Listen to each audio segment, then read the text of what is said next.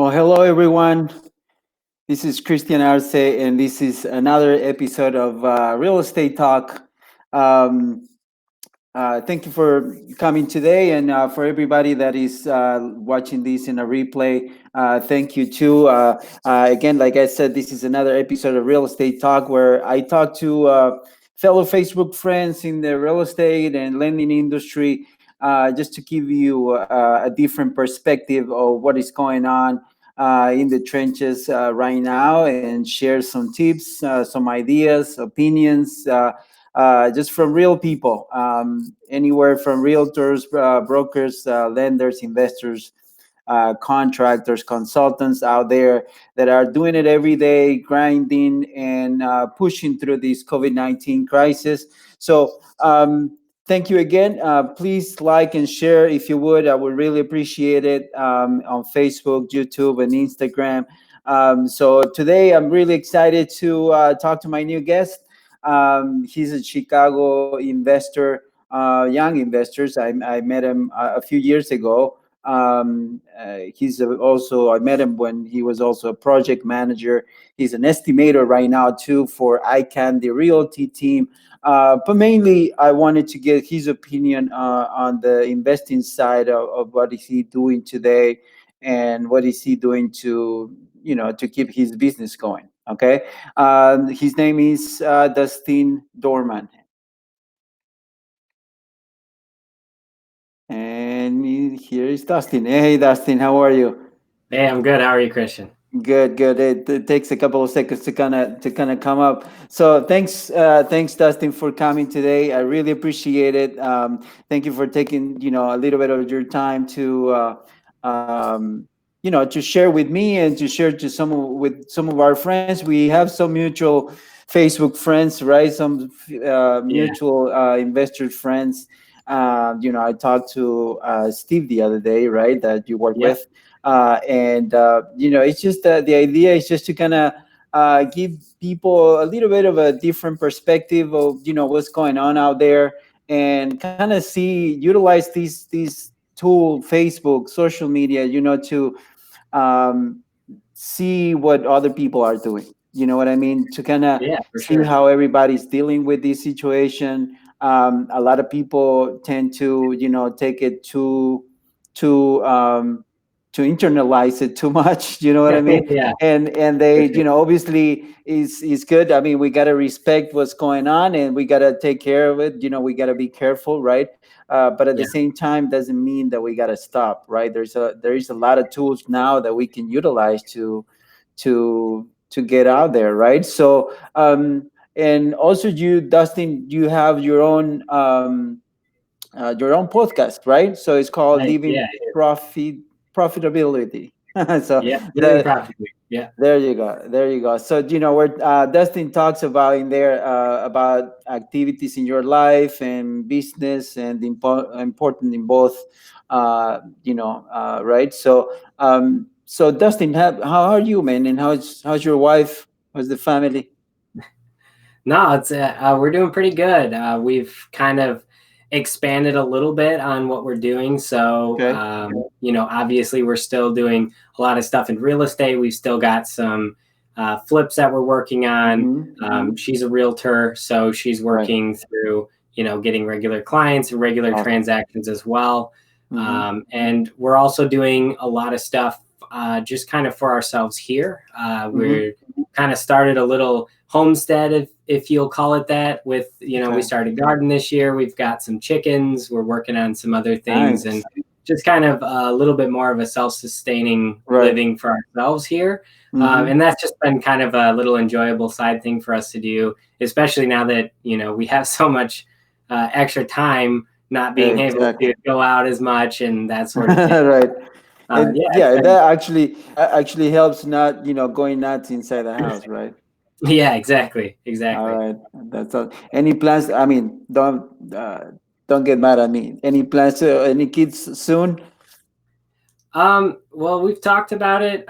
We're both kind of in a position where, um, we just really aren't sure where we're planning to kind of set root yet. Right, So right, right. it might be around here. We've looked at other Mhm. states and other major markets to move There you into. go. We don't really have any attachment to this area Hmm. since we're not from here. So it's kind of an open door right now. We're trying to look at that first and see where we really want to try and, you know, grow our actual home, where we want to build. And fund it. Yeah, exactly. And then kind of create a more stable place where we're going to Right. be for, you know, an extended period of time. So, Awesome, man. Awesome, awesome. I'm glad. I'm glad to hear that. And I'm hear a lot about, people looking to move as well. I mean, I've talked to a couple of different investors, and and look, I mean, lately in the last year or so, I would say, I've been branching out too, doing some deals out of state and stuff like that. So that way we can, because obviously we've been, seeing some slowdown here in our area for some time, mhm, right? So yeah, we were looking for places where, the market was more active and it was growing a little bit more. So yeah, where everybody's is looking out for a little bit, right? So, but yeah, yeah, for sure. so, and how you been adapting some of your business now with this crisis now, Dustin? So one of the things that we've been really fortunate about, I guess, is um, from a regular deal standpoint, when we're analyzing properties, we typically are extremely conservative. We Mm-hmm. do Mm-hmm. have larger profit margin requirements and a little bit more of a strict deal requirement. So it really helps to weather at least some kind of small storm, as you will, Right. for some of the existing things. But for like moving forward, one of the things that we've really looked at is what are the ways that we can use our skills and our skill sets, whether it's in educating ourselves further and becoming licensed in different things. Currently, Mm-hmm. for me, I'm working to get my inspector's license. Good. And obviously my wife is a realtor, so just having multiple ways to use our knowledge and Mm-hmm. use the real estate as a tool to create income that isn't just in one area, because Absolutely. it's obviously a little bit of a scary time to be purchasing flips, because we don't really know how long it's going to be until people are allowed to go back to work. And Right. with so many people not generating their typical income, their loans are being shut down. Even if they were pre-approved and then got furloughed, they're not allowed to get an FHA loan because they don't have that income anymore. So Right. it's really removing a lot of buyers from the market. But at the same time, we have one on the market currently that is scheduled to close next week.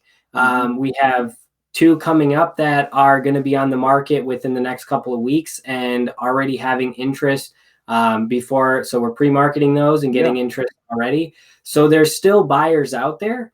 So Absolutely. it's just a matter of knowing what your product is and being the best product on the market, because the buyers that are on the market are going to see that. And there's going to be more inventory right now, from my perspective, than there used to be.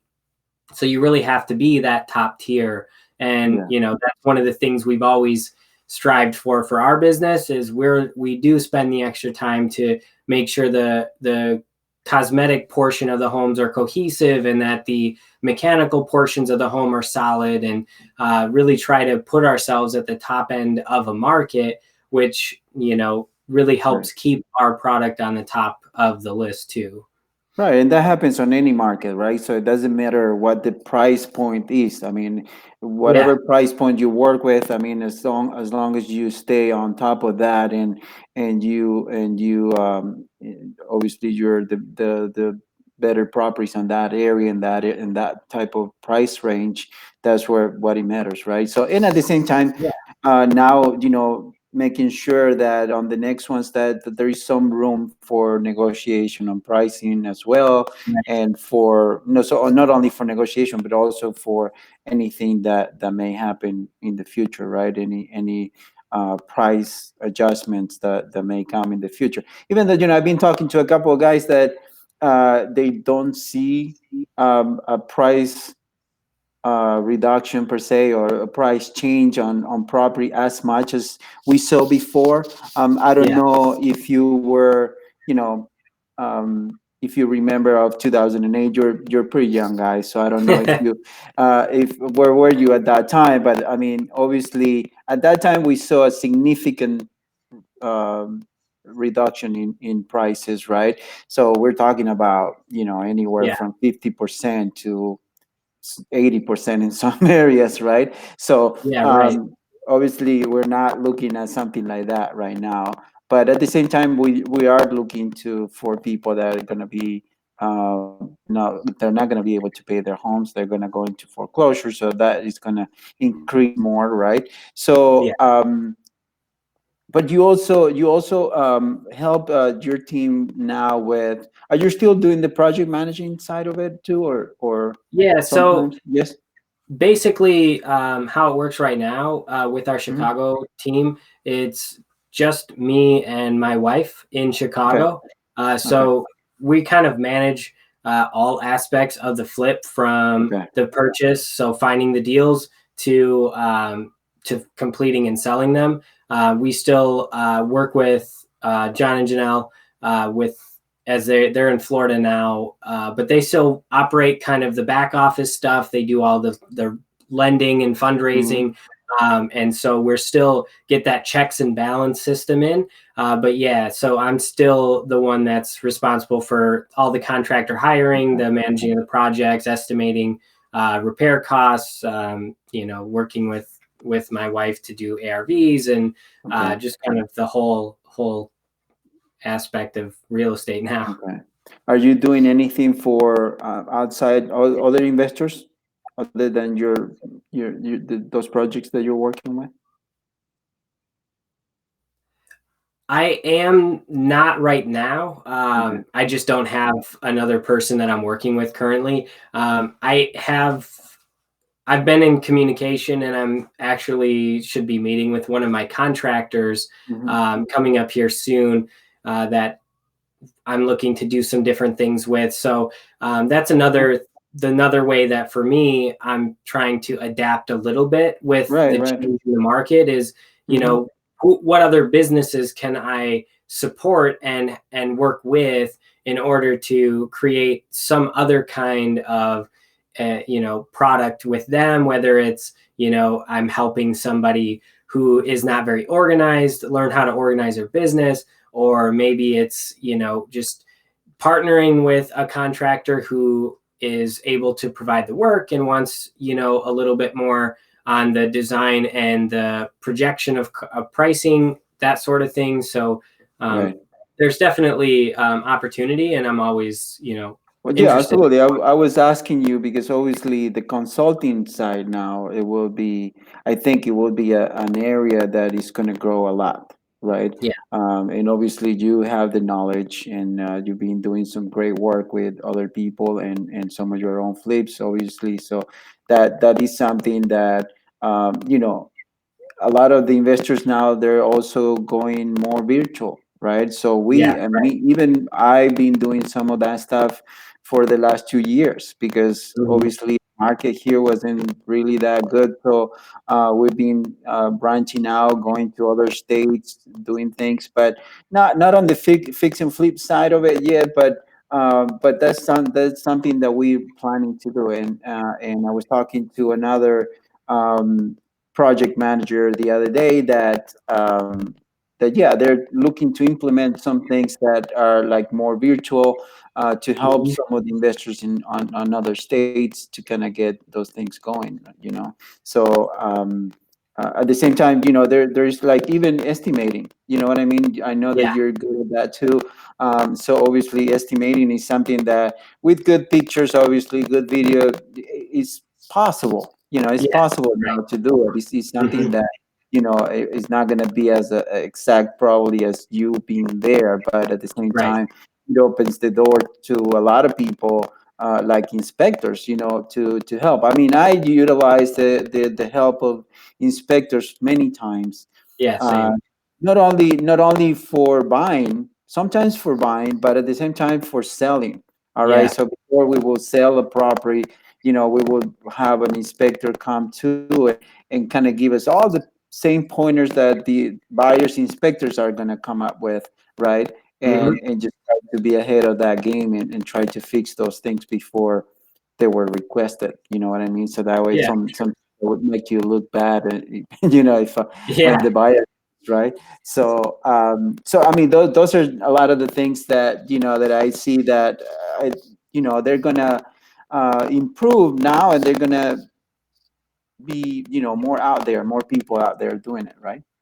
Yeah. And I mean, it's like the one thing that I think everyone should really keep in mind is that the ways that you're used to doing things are not the only way to do it. Hmm. And that goes for professionals, realtors, inspectors, it goes for contractors and us in the investment side, because there are so many different things that are needed and wanted in the industry that you Hmm. can still offer.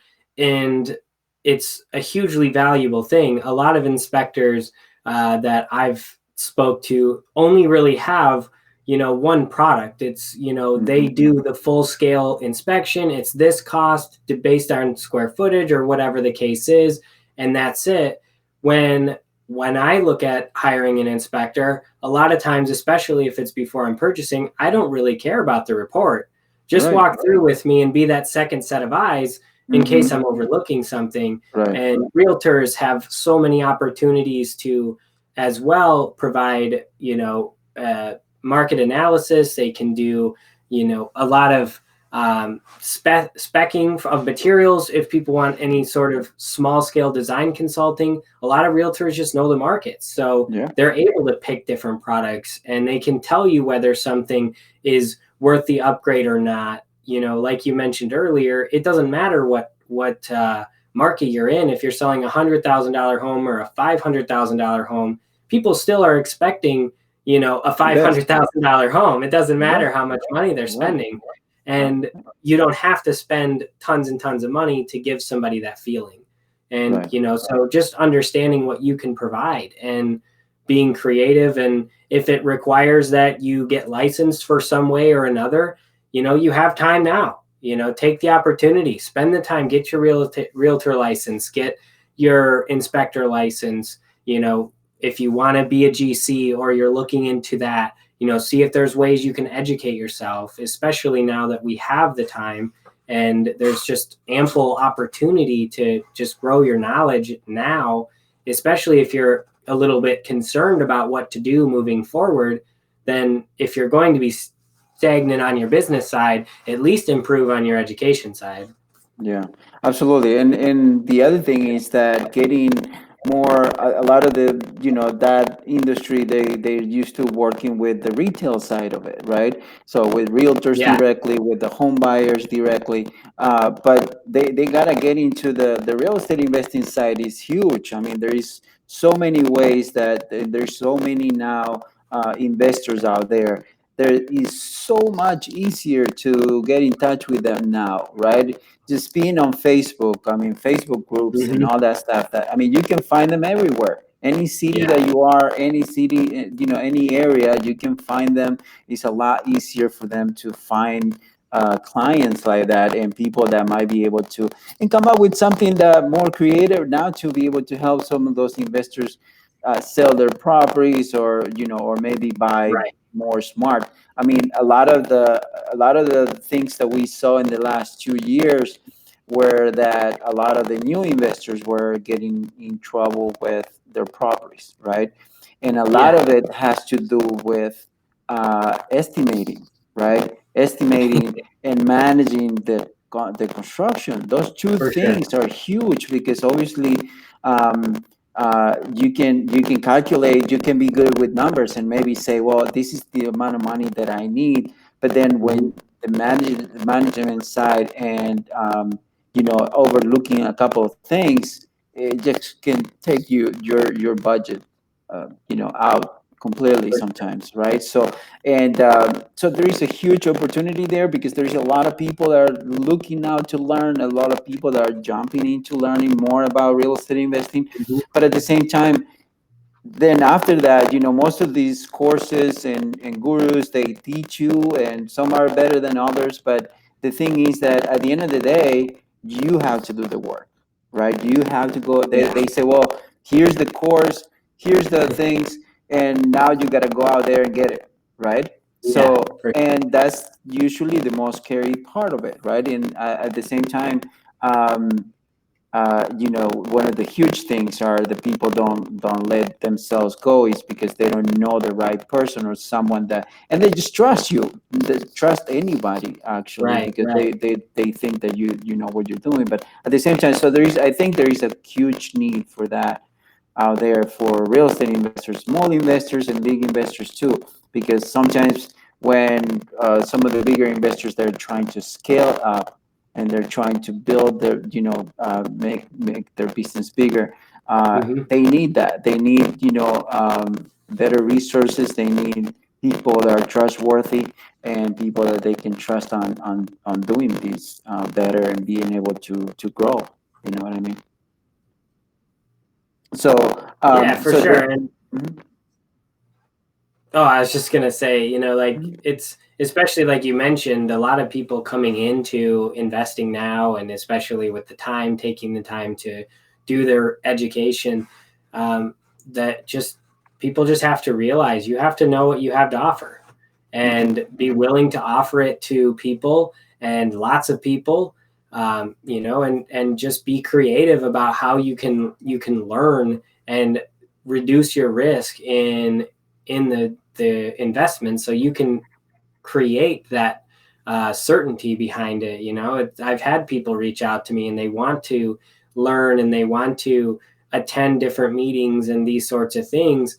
And some people, they just want to absorb the knowledge, but there's a two-way street here. It's mhm. I can allow you to come, but what is the value for me? And that's Right. what a lot of people, and I try to look at as well, as if I'm going to come in and ask somebody for help or advice, what am I doing in to exchange with that person?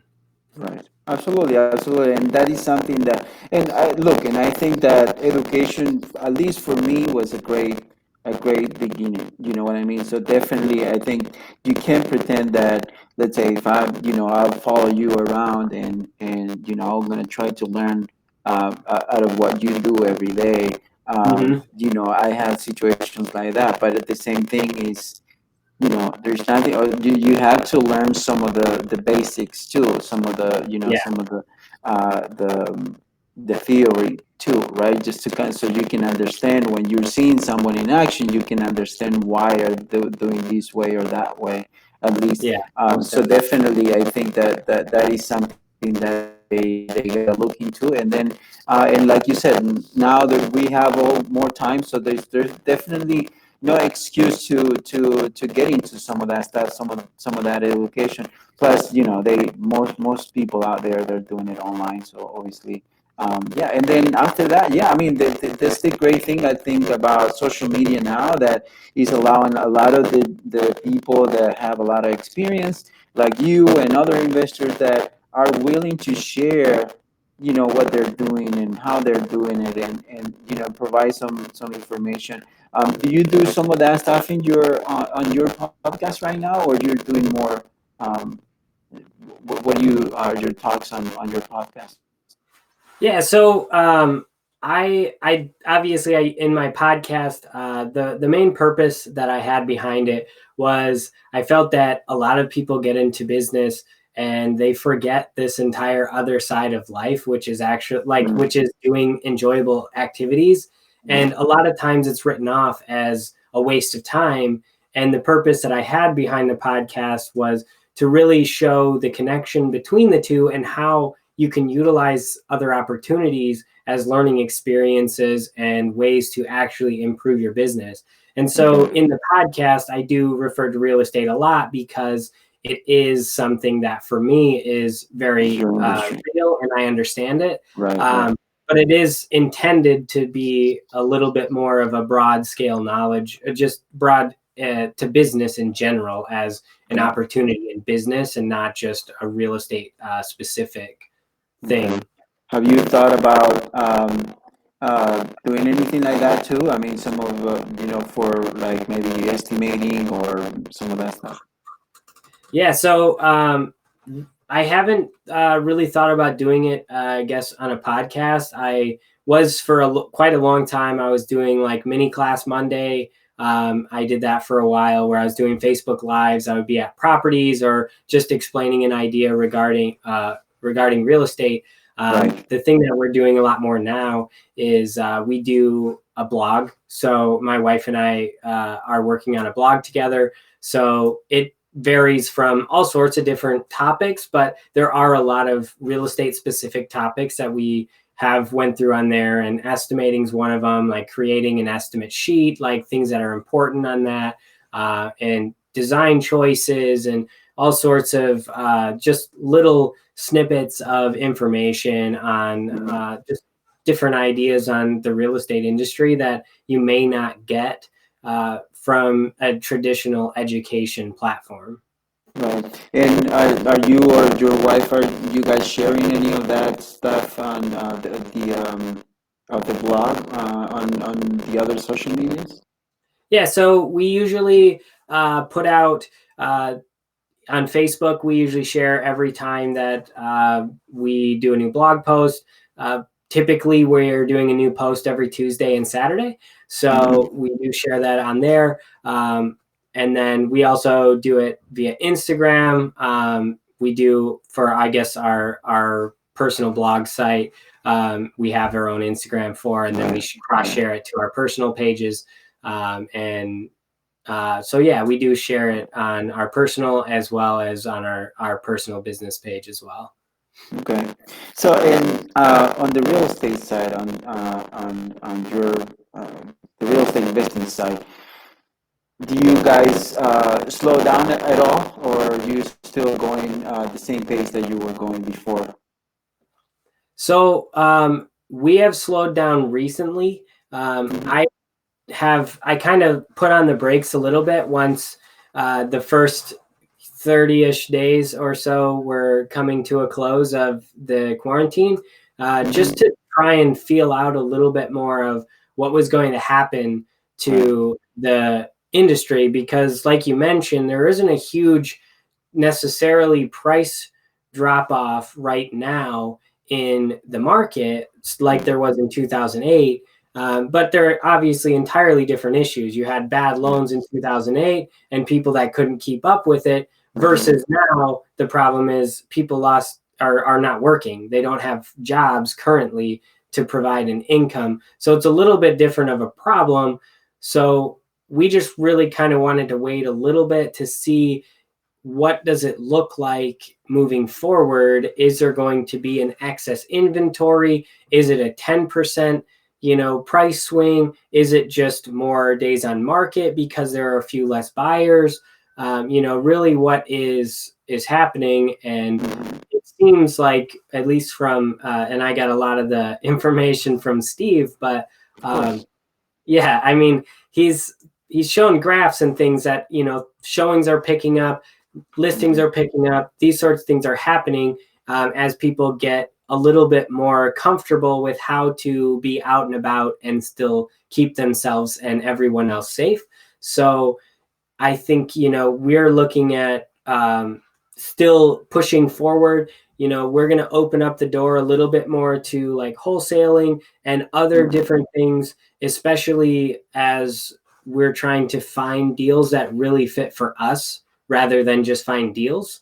So we're refining a little bit more on what a deal is for us, what we're looking for as a company, and what will make us the most successful, as well as how can we still help people sell their properties as much as possible in being able to wholesale, especially with the amount of people that know who iCandy Homes is, and the amount of business that we've personally done.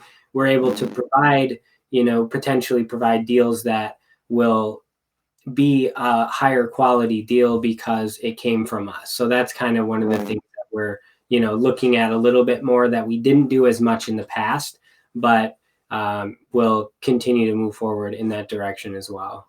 Right, right. And are you also involved with Steve on any of the projects that he does sometimes when he repairs the properties for the sellers before they put them on the market? So I am not usually like the most involvement that I get with Steve most of the time is if he needs an extra hand on the site. He'll give me a Okay. call. But overall, with iCandy Realty, a lot of the stuff that he does is kind of under his umbrella of a business, Right, right. and it's actually a little bit more of a roles reversed. We will hire him at different times if To help you, right? we have small repairs we need done, or a punch list, or There you go. at the end of the project and a contractor doesn't finish. He's really good at coming back in and making sure that things are done and done right. So Mhm. it's a little bit That's more of cool. him in our business than me in his Well, business. yeah, that's the idea. The idea is to, you give business to him, he'll give some business to you too, I'm sure. So, Yeah, but yeah, exactly. the idea is just to, adapt and kind of, but talking about, what happened, compare, what will happen probably to the pricing right now. We're not gonna know until probably till the fourth quarter maybe or something like that. I think that's Yeah, what I've been hearing. Some of the, I talked to a few, guys too that they think that they're not going to be a super big price swing. That there's going to come back right away. I've heard a couple of people also in the lending industry that some of the lenders, private lenders, and are getting ready to, put some of the programs that they put off now. They're hmm getting ready to put it back on in the next month or so. Um, like the one of the examples is the rental programs that they have, right? For when yeah, you buy and fix them and then you keep it, right? But you have to yeah, refinance it into a extended loan. So a lot of the banks, they took off those type of loans, and obviously they reduced the LTVs that they're lending and stuff like that. But at the right, same time, those banks, those lenders are thirsty, obviously, for loans now. So they're going to come back with that, and yeah, probably with some easier things to do so they can, right, reactivate their pipeline. You know what I mean? So, yeah, so there's going to be a lot of opportunity. At the same time, comparing with the last crash, even though they were loans related, it was more real estate related. Um, we what we saw at that time was also that the price reduction didn't go down immediately, right? right, Actually, I sold a couple of properties the same year that the stock market was crashing, right? So, hmm in even a few months later, right? But after that, but the thing is that what we saw is that it was a slow process that took a few years. Of course, it's not going to be the same case now, but what I'm trying to say is that the price reduction wasn't immediately, and that's what a lot of people are now trying to see or wait for it and see what's going to happen. But it's not going to happen immediately, right? We have to see what happens once the government stops their help, right? Or if they're going to continue to help people or not. If they're going to continue to help with unemployment. I mean, some people now they've been getting more higher income now with yeah, unemployment than with their yeah. I've regular heard. job.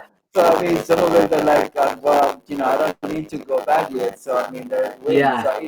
So Yeah, but obviously that is kind of kicking the can down the road, right? So because yeah, eventually they're going to have to go back to work, and some of them they don't have a work to go back to, right? So a lot of companies they're not going to be able to bring them back. So that's what we're gonna, that's the thing. That's where right now we don't see how many people are not paying their homes because they have, the forbearance that obviously that's helping them now for a few months. right. As you know, I'm in some of the lending industry as well. So, and that's my background as well. That's what hmm I was doing back in the real estate boom of the 2000s. So now I've seen that some people in their credit is starting to show up that forbearance notice in there, which a lot of people didn't know that that was going to happen. Because they just call their bank and they say, well, can we apply for it? And some of the banks are being very cool about it. They don't even ask you for any documents. They just say, okay, yeah, we'll give you 3 months. But the thing is that now they put a little note on your credit report, right? So, and it's going to stay there probably when they see that there's a couple of months that is showing, the account is showing active, is showing in good terms, but it's showing no payments, right? And it's showing forbearance notice in there. So obviously, it's not going to allow them to do anything else. And in some cases, even they're not going to be able to take advantage of the really, really low rates now that they're out there. So, and at the same time, I've seen that I also have a few friends in the lending industry that I've been learning about that the changes on how they're refinancing now, and how they pay for interest and all that stuff. And obviously, there is an opportunity for some people. The people are not taking the forbearance way. I mean, that they can refinance and still get, I think, about almost like 2 months, if I'm not mistaken, of no payment. So they can still save some money in there too. But on our side, the real estate investing side, the lending industry changed a lot with LTVs, right? So back when I started investing in 2010, I was putting 40% down, right? Why? Because the first of all, there were not hard money lenders like the amount of that there is today, right? I think that I only knew about one or two at that time, right? And they were asking 20% down to purchase the property, and the rehab, they were only financing 80% of it. So, so in a sense, we needed to have 40% down to be able to do a deal. Right. So on a $100,000 deal, we needed 40 grand easy to get that thing done, and that's what we kind of went back to now, right? So we were, percent down, right, and 100% of your construction was being financed, which is really cool. I think it was helping a lot because, a lot of people, they think, they were getting excited. Well, we have the money to do the construction, but then they needed extra money, right? And then they needed to go out and find more money. So, and we all been there, so including me. So I know about it because it happened to me too. So the thing is that now obviously they reduce that. They want 20%, 25% in some cases to buy your deal, and then at the same time they're not financing 100% of the construction anymore, at least for now. So, and I think it's going to stay that way for a little bit more because obviously they're just trying to get be more safe in how they lend their money, and obviously because they're also expecting a reduction, a price reduction, so that that's going to affect everybody. So obviously, even if you put 20% down now, you don't know at this point whether it's going to be enough or not, right? So for sure. So are you using any financing on your deals? Are you using any private lenders, or what are you focusing on more on for your deals? In almost, I would say probably about 80% of the deals that we're doing are all private, and maybe 20% are a hard money or something similar to that. And it was really kind of done that way just because, like you mentioned, if you get hard money lenders involved, of course, they're looking at the protection on their side. And even before, like you said, even before this whole thing happened, most of them were at best usually an 80% purchase and a maybe 100% rehab. And a lot of them were even 75 to 90% of the rehab. And it just depends on, your relationship, your business, how long have you been in business, all sorts of factors. And so for us, we just found it much easier overall to be able to utilize private funds rather than go into go with hard money lenders. We've had deals that didn't go through with the hard money lender and needed a private lender to swoop in at the last minute to save it. And it's a different mentality because the hard money lender is in it as a business. They have a specific way of working, whereas a private lender is all about negotiating and what terms you can come up with in order to give them what they think is fair and you get what you think is fair. And a lot of times you can get better rates private than you can with hard money anyway. But I mean, we still offer the same levels of protection to those private lenders. They still get the mortgage on the property. They still get, the same protection as the hard money would be. It's just a lot different of a mentality with the person that we're dealing with. So in the past, we've basically just been private money for the most part, and we've introduced a few hard money lenders, and that was mostly to just continue to try and expand and find lenders that are willing to work with us, that are willing to be creative, and to potentially work outside of their normal parameter of how they work, so that we can do larger volumes of deals with a specific lender, and they have confidence in us and in the business, and they will be willing to lend a little bit more freely than and a lot more capital than most private money can, because obviously not very many private lenders are coming in with millions of dollars that they're able to invest in your business, whereas a hard firm could have millions of dollars that they're willing to invest into a single business. Right. And just to clarify that, obviously, when you're talking about private money, we're talking about private individuals that are, partners in your deals, and they can come up with their own funds to fund the deal. Because now there is a lot of confusion out there. There is a lot of the hard money lenders that they're calling themselves private lenders, right?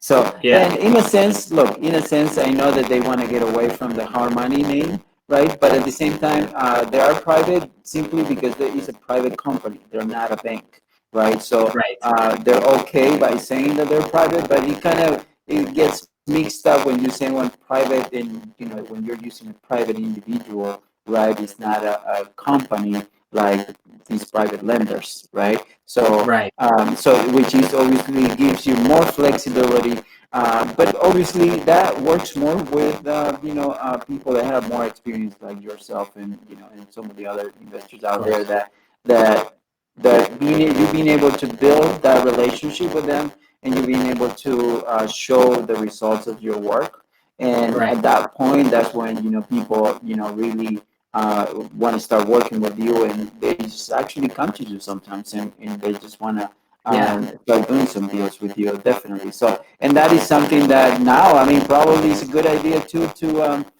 go out there and talk to some more people, because at the same time, with everything that's going on in the market, ups and downs, their 401ks are going all over the place. I mean, I saw, I was talking to a friend yesterday that they said, well, last month they lost, I don't know what it was, the percentage that they lost on their 401k. This month went back up, and then it goes down. It's just crazy every day. It depends on the market. There is nothing, they don't have any say per se on what's going on with their money. They just see their 401ks bounce up and down all the time. When I met a lot of people throughout the last 10 years that they decided to take their money out of the stock market and start investing in real estate. And even though the situation now, there's always a safe way to do it. And at the same time, you have to learn first how to invest your own money. And then you can go out and put it, or partner with someone out there that knows what he's doing, and do your research on that as well. Because at the same time, I mean, it's not good just to go out and trust anybody just because of the fact that you're doing something. You just got to do your research too, and make sure that you know how to invest the money yourself. first before you put it into someone else's hands to use it, right? So because a lot of things can happen, a lot of things with deals. As an investors, we gotta be okay with making a lot of money and making very little money, and sometimes losing some money. Yeah. Not all the deals are winners, right? Not all the flips are winners. That is what everybody shows you sometimes, but it's not what happens all the time, right? So me personally, I've done hundreds of deals, but of course I have a great deal of them that I've lost money too, and that Yeah. happens for many reasons. You know what I mean? It's not Yeah. a can be your own mistakes, and can be a lot of other things that sometimes you lost control of it, like construction, contractors, emergencies, anything that Uh-huh. happened to properties and things like that. So definitely something that we go back to the learning side of it. Again, Dustin, how do the people can get in touch with you? I do have a little slide here that I put your social media, but I just have your Facebook and your Instagram and your Spotify link there. But is there any other ways that they can get in touch with you if they want to learn a little bit more about your work, and maybe or maybe learn a little bit more about you? Yeah, so obviously, yeah, Facebook and Instagram are going to be the main platforms for me personally. Mhm. And then our blog site is www.thehatfieldshouse.com. So that's where we'll be posting up all of our blogs. And I'll be starting to transcribe a lot of the podcasts as well. So if for whatever reason you prefer reading over listening, we're going to start doing that as well. So we'll get the podcast episodes transcribed and up on the website as well. All right. And we will be doing some more YouTube type stuff as well. We're going to start expanding into that soon as well. But best case is Instagram or Facebook. And then obviously you can reach out to me on those and check out the website if you're looking for any of our potential data on that for our blog and different information on the real estate side. Okay, can you repeat the website again? Yeah, it's www.thehatfieldshouse.com. Okay, So Hatfield plural, so your Hatfields with last name. Right. Okay. Hatfields. Okay. All right. Awesome.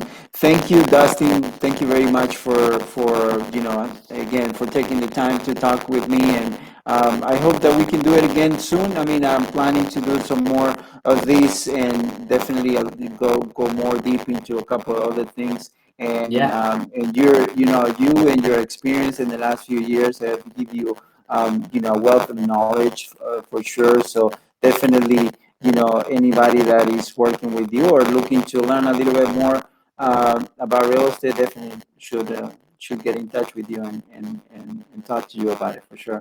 All right. Thank you very much, man. I really yeah, appreciate it. you too. You All too. right. All right, everyone, that was Dustin, and I'm gonna show you his information here so you can see how you can get in touch with him. Obviously, we're gonna look at you can get in touch with him on Facebook and Instagram. Those are some of the two places where he is more active. So obviously, if you want to get in touch with him and learn more about his business, his deals, his fix and flips, you can definitely get in touch with him in there.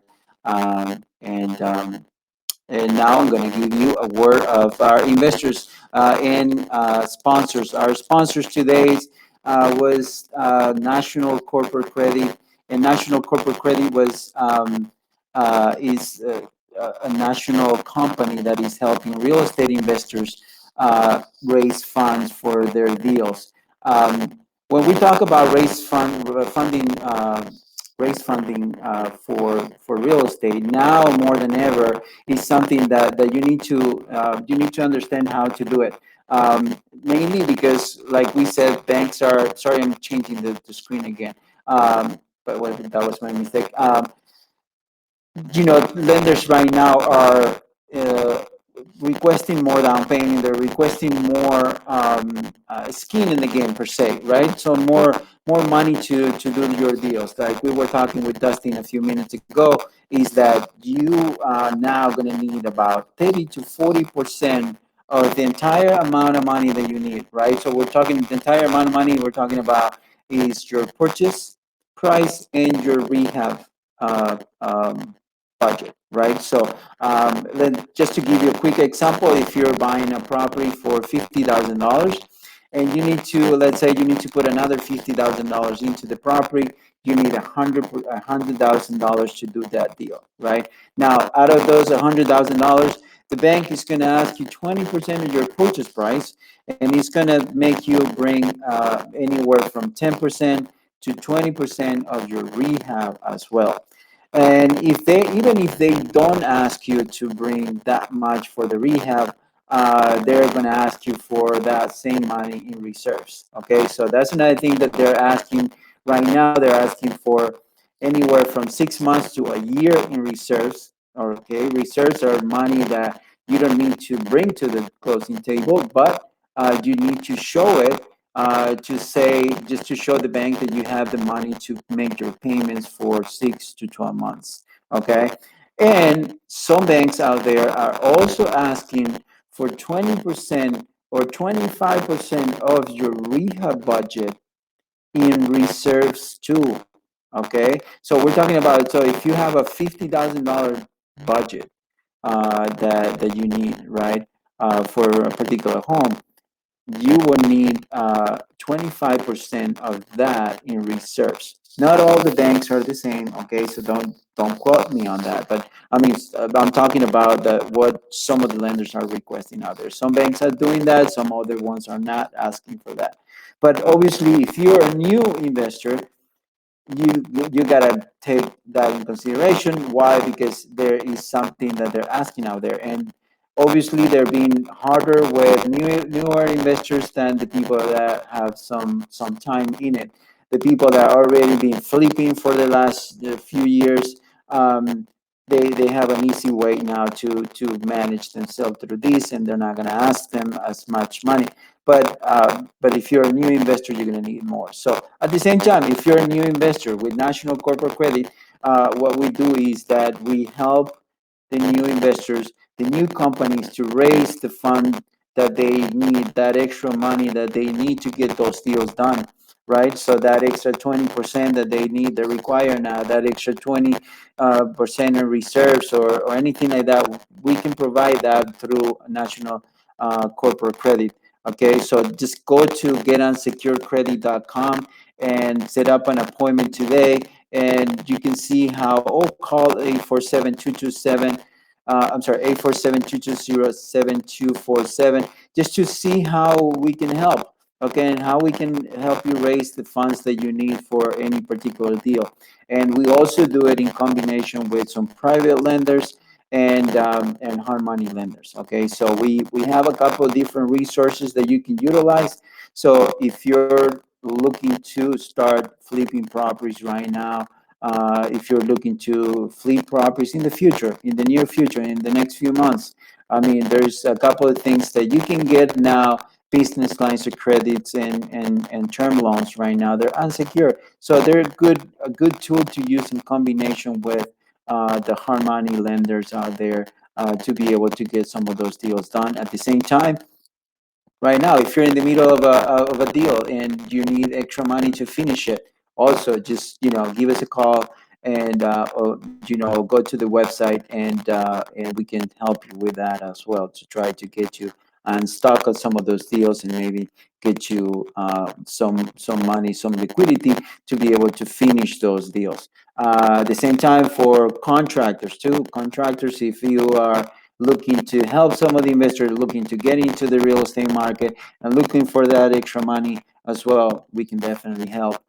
Or even if you're just looking for your business, okay, any type of business, this funding is completely unsecure, and it can be, there is no restriction on how you use it, so you can utilize it for anything you want. I mean, I'm obviously we're talking about real estate today, so I'm focusing on that, but this type of funding can be utilized for any business. All right. So again, thank you very much for watching. Thank you for, if you're watching us live, thank you very much. I really appreciate it. If you're watching the replay, again, thanks for watching. Please like, share, and comment. Let me know if you have any questions. We can answer any of your questions, real estate investing, or lending wise. We can answer those questions for you, even offline. Feel free to make comments and questions on our videos, and we'll get back to you on those as soon as possible. All right. Thank you very much, and I really appreciate. If you want to get in touch with me, I'm gonna put also my slide here so you can see how you can get in touch with me. I'm the most active in Facebook and LinkedIn. Those are the ones that I use the most. Instagram too, and Twitter, of course, we're all there. And now we're setting up our YouTube channel where we're going to be sharing some of these videos in there too. But if you want to get in touch with me, just the best way, I would say, and the fastest way is through facebook.com/forward Christian Arce investor. That is where you can find me quickly. All right. Thank you very much. I appreciate it. And I'll see you next Monday. Next Monday, we're going to have actually, let me think. I think we have Matt Messick. Matt Messick is another Chicago investor that is doing that. He hasn't stopped investing throughout this crisis. So you really want to know what is he doing right now to keep his business going and to be on top of it, on top of his game. All right. Thank you very much, and I'll see you on Monday.